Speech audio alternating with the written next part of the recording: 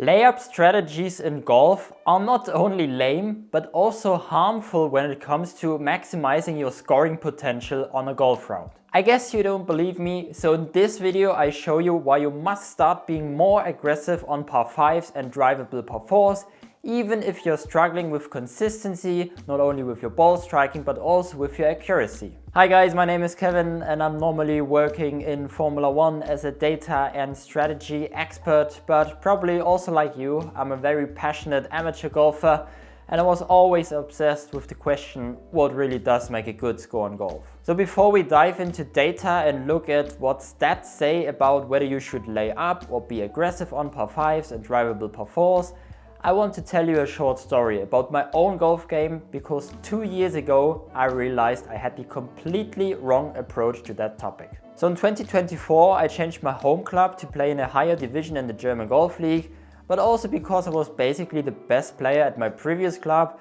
and I wanted more competition so I could make the next step and improve my game. But that's not the point here. The point is that one of my new teammates was a 15-year-old kid that had massive courage when it came to difficult decisions on the golf course. So he basically attacked every par 5 and every drivable par 4, no matter how many hazards were in his way. So he simply didn't care and he also didn't think about it. So when we had our first match day, the usual procedure is to play a practice round the day before, and I was paired with him. And I watched him play and he played very good, but also very aggressive. And I thought, well, it can work in a practice round, but tomorrow in the real tournament, it will be risky to play like that. So I had made my own plan about this course and it was pretty conservative, and after the practice round, I just stuck with it. Now guess what's happened? He played as risky in the tournament like in our practice round, and he played the best round of our entire team, 1 under par. I personally played 7 over par. So it was a great round from him, but personally I thought it's not a big deal, it's just only one match day, so things will change the next time. So I thought my conservative approach throughout the whole season will still be on average better than his risky play. So I thought a bit like that he was lucky this time. But I was wrong. Actually, it was a big deal. So on the second match day he played something around par again, although the course was even tighter than the first one. And you know what I played? 17 over par. And it wasn't an outlier, a pattern started to emerge. So the higher I scored, the more scared I became, so I played even more conservative than before. So within a few months I went from handicap 2.0 to 4.9. And my teammate? Well, we started the 2024 season at pretty much the same skill level. We both had around handicap 2.0. But do you know what handicap he has now?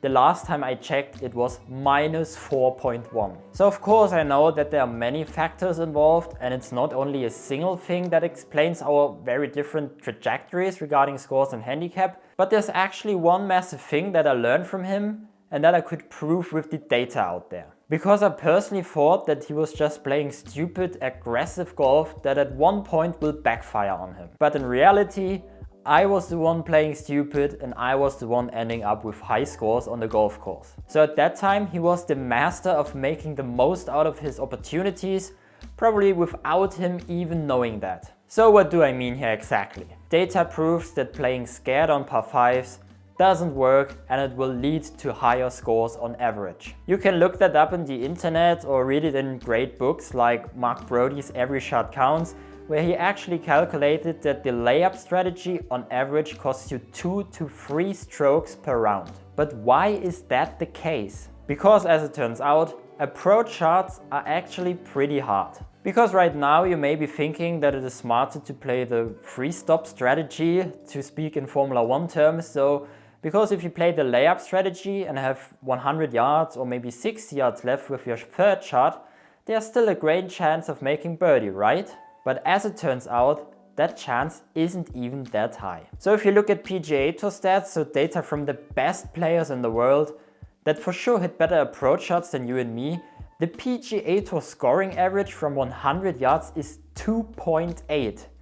I repeat that, 2.8. So in other words, only 2 out of 10 times a PGA Tour player will make birdie from 100 yards. And the average from 60 yards, it's 2.7. So slightly better, but still from there, par is more realistic than birdie. And we're still talking about PGA Tour stats, not amateur stats. So if you have that in mind, for amateurs from that distance, 100 yards or even 60 yards, getting away with a par is not a bad result. So what does data tell us about attacking or playing the layup strategy? Well, in my previous videos I kept mentioning a birdie circle when it comes to putting probability that in my opinion goes up to 15 feet from the hole. So from 15 feet the one putt probability, so in our example the birdie probability, is around 20% for scratch golfers. So 1 out of 5 putts goes in. And obviously the closer you get, the higher the make rate. So what I want to say with that is everything inside 15 feet is a realistic birdie look, and everything above it you can pretty much forget. So when it comes to these attackable holes like par 5s, our goal should be to get inside that birdie circle for our third shot, so we have a realistic chance of making birdie. And guess what? You rarely achieve that by laying up. So I have another interesting stat for you. Do you know what the average proximity to the hole is for a 100-yard shot for different golf levels? Well, you can see it here. So I personally would count myself as an 80 golfer, which means my scoring average is somewhere around 80. I guess for me it's probably a bit higher. But for me in that case, it would be 9 yards. Well, of course 9 yards is obviously a bit more than 15 feet.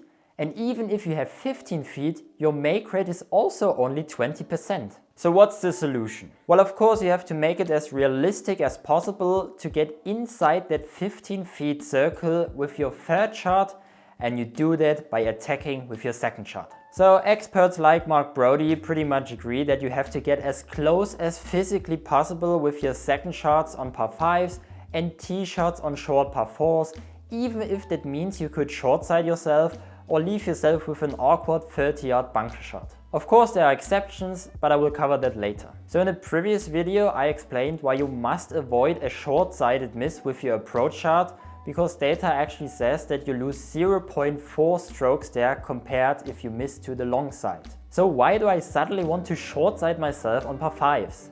Easy answer, because the trade is worth it. So I can also tell you the PGA Tour average from 250 yards, a realistic distance for their second shots on par 5. It's 3.5. So if you calculate that through, you could play the layup to 100 yards, so you're doing a full stroke, but you actually only get 0.7 strokes closer to the hole, as you will average 2.8 strokes from there. So basically the layup strategy costs you 0.3 strokes in that case. So maybe it sounds a bit theoretical right now, so let's play with two ideas. So let's pretend you heavily chunk your approach shot on a long par 4, and now for your third shot you have 30 yards left. If you had now the opportunity to get the free drop without penalties and go back to 100 yards, would you take it? I would highly doubt it. But yet on the other side you're probably saying, on my par 5s, I would rather have a full shot into the green than an awkward 40-yard pitch, for example. But if you think it through, it's the same situation. So related to this, another idea. So let's pretend the par 5s where you normally struggle with your decisions if you should do the layup or attack, get now a new rating.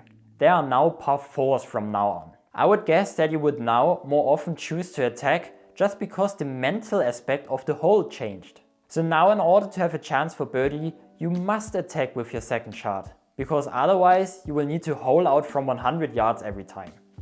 But in reality, nothing about this hole has changed. Just the rating. The design remained completely the same. So could it be that we just get distracted by the par of the hole? Because at the end in golf, the guy with the lowest score wins. It doesn't matter if they play a par 80 course, a par 72 course, a par 70 course, or maybe even a par 63 course. It doesn't matter. So the par just serves as a basic reference point. So I personally think it would be smarter to think in terms of scoring average from certain distances instead of how can I make birdie here or how can I make par here. So what does it mean for us specifically now? What can we do to improve our par 5 scoring? So when I come back to my story from earlier, my teammate was playing risky golf from the outside, but his decisions were right if you look at stats, without him probably even knowing that. On the other side, I was playing conservative, which not only cost me strokes on par 5s and short par 4s, but actually also led to a negative mental downward spiral. Because playing scared is not only statistically wrong, but it also has a negative influence on your mental state. So in my case, I committed less to my shots because I was scared of every hazard basically, which then led to even higher scores. But that's not the point of this video. So data is pretty clear about this. Attacking with your second shot on par 5s is on average the better decision, not only for PGA Tour professionals, but even more for amateurs. Because as I said, approach shots are actually pretty hard, so it's pretty unlikely that you will make a birdie from 100 yards. But you might be saying it's not the case for amateurs, as they are simply too inconsistent with their ball contact and they also have a way too big of a dispersion. But if that's the case, then the layup strategy only gives you one more chance to make a mess out of your hole. But of course there are exceptions where playing aggressively makes no sense. So because of that, there's a basic rule about this. Get the ball as close as physically possible without risking a penalty shot. And if you think that through, this rule not only holds for par 5s and short par 4s, but actually for every golf shot. So let me tell you some scenarios where playing aggressive makes no sense. So for example, if you hit your tee shot on a par 5 in the hard rough or trees and have a tough recovery situation. So you should focus on getting the ball out instead of trying to attack. Or you have a green that is covered with hazards on every side, for example island greens. And the emphasis is here on the wording